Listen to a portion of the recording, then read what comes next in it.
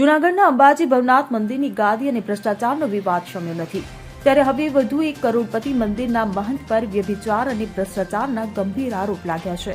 આ વખતે મામલો આપા ગીગાની જગ્યા સત્તાધારનો છે અને તેના મહંત વિજય બાપુ પર તેમના જ સગાભાઈએ વ્યભિચાર અને કરોડોના ભ્રષ્ટાચારના આક્ષેપ કર્યા છે.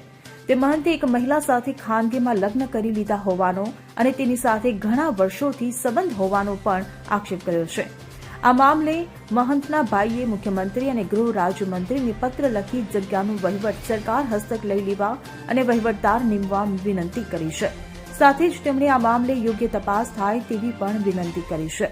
સત્તાધારની જગ્યા લાખો લોકોની આસ્થાનું પ્રતીક છે, ત્યારે આ જગ્યાના મહંત પર તેમના સગાભાઈએ ગંભીર આક્ષેપ કરતા માત્ર જૂનાગઢ જ નહીં પરંતુ સૌરાષ્ટ્રભરમાં ચર્ચા જાગી છે.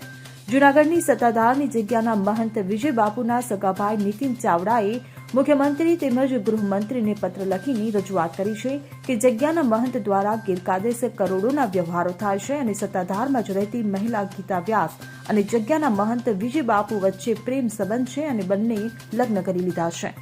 Bureau report CN24 news.